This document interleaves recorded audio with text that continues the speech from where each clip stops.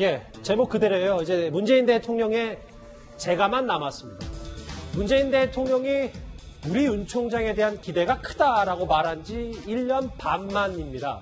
이제 추장관의 재청과 문 대통령의 재가, 그러니까 형식적인 절차만 남게 됐는데 오늘 추장관의 출근길부터 먼저 만나보겠습니다.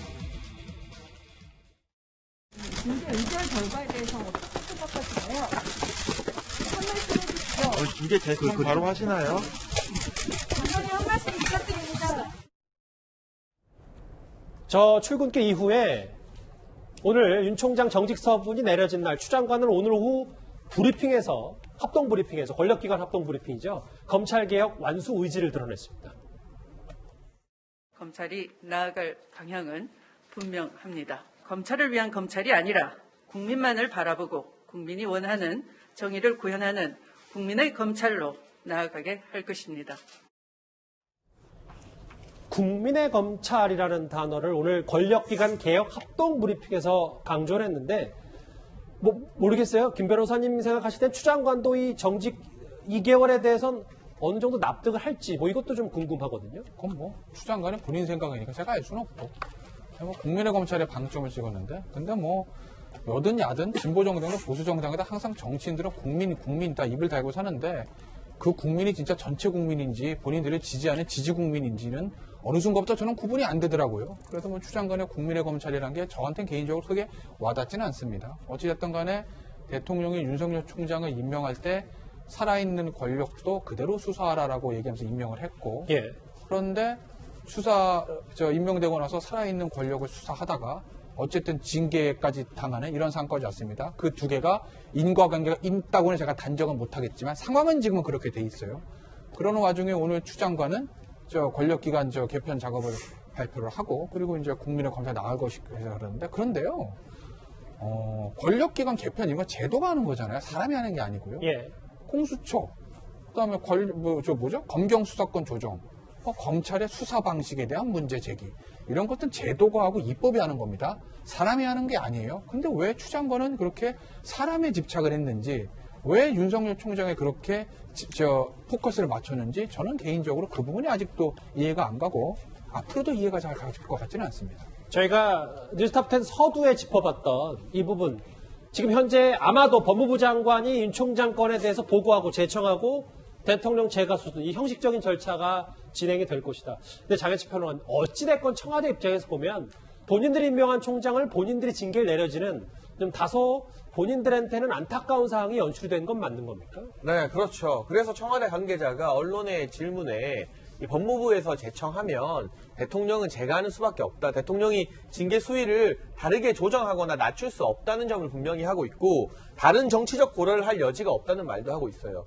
이것은 이번 윤석열 총장에 대한 징계의 어떤 결정이나 책임이 문재인 대통령에게 가는 것을 청와대 입장에서는 좀 막고 싶을 겁니다. 민심의 역풍도 우려해야 되는 것이고 이 징계로 인한 일부 국민들의 반발 심리가 추미애 장관 책임이 돼야 되는 것이지 문재인 대통령 책임이 되는 그림을 결코 원하지 않는 것 같아요. 네. 그렇기 때문에 저는 오히려 역설적으로 문재인 대통령의 재가가 매우 빠른 시간 안에 내려질 거라고 봅니다. 만약 추미애 장관이 보고를 하고 제청을 했는데 문재인 대통령이 이걸 하루나 이틀 내지 고민하는 모습을 보여주게 된다면 이 결론은 그럼 문재인 대통령이 고민 끝에 내린 것이다가 되지 않겠습니까? 그런데 제청이 들어오자마자 바로 재가를 한다면 이건 대통령이 고민하고 말 사안이 아니라 행정 절차로서 장관이 제청하면 무조건 재가해야 되는 사안으로 청와대에서는 이 문제를 좀 수습하고 싶어 할 겁니다. 하지만 청와대의 이런 의도나 정무적 판단과 다르게 대통령이 재가를 하게 되고 윤석열 총장 측에서 이제 행정소송에 돌입하게 된다면 그때부터는 추윤 갈등이 아니라 이제부터는 윤과 문윤 갈등이라고 불러도 과언이 아닐 정도로 대통령의 재가가 나왔기 때문에 만약 법원에서 이 징계의 부당성을 인정하게 된다면 네. 결국 최종적으로 재가를 한 대통령도 부당한 징계, 불공정한 징계의 책임을 좀 피하기는 어려워지는 그런 어려운 국면이 돼서요. 청와대가 여러모로 고심이 상당히 깊을 것 같습니다. 남영희 부대변인. 지금 여당 내부 분위기는 어떻습니까? 실제로 이제 추장관 관련해 윤 총장 징계가 어느 정도 일단락이 됐다고 판단하면 추장관도 조만간 그만두는 겁니까? 어떻게 여권 내부에서 파악하고 있어요? 그 다음, 장관의 다음 수순은 원래 처음부터 검찰 개혁이 완수되는 상황, 그리고 공수처, 그것이 이제 본인이 판단하는 부분은 공수처 출범까지라고 저는 이제 얘기는 전에 들은 것이고요. 제가 생각하는 부분인데, 저는 이 시선이 굉장히 다르다. 우리 여기 장혜찬 시사평론가하고 보는 시선이 굉장히 다른 것이요. 예. 추윤 갈등으로 계속해서 매겨진 것이라고 말씀을 하시는데, 그리고 이것이 이제 재가를 통하고 나면 뭐 대통령님과 뭐 갈등 이런 식으로 얘기를 만들어가는 부분에 전혀 동의하지 않습니다. 예. 지금 현재 상황은 민주적 통제를 받지 않는 그 검찰권 남용 때문에 생긴 그 견제를 위한 일들이었거든요. 그래서 징계위가 소집됐고 징계를 받는 검찰총장입니다.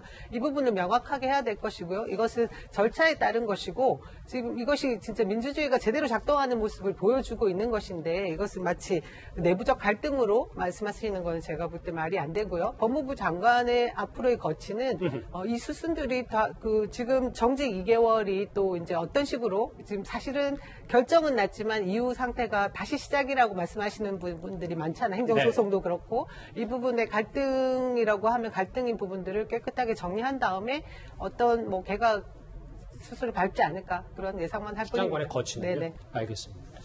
일단 대통령 재가만 남았고 앞서 저희가 1시간 전쯤에 청와대에서 문재인 대통령이 추 장관의 보고를 받고 있다는 속보를 전해드렸었는데 아직까지 대통령이 윤석열 총장 정직 2개월 재가를 했다는 속보는 들려오지 않고 있습니다. 청와대에서 들려오는 대로 저희가 곧바로 전해드리도록 하겠습니다.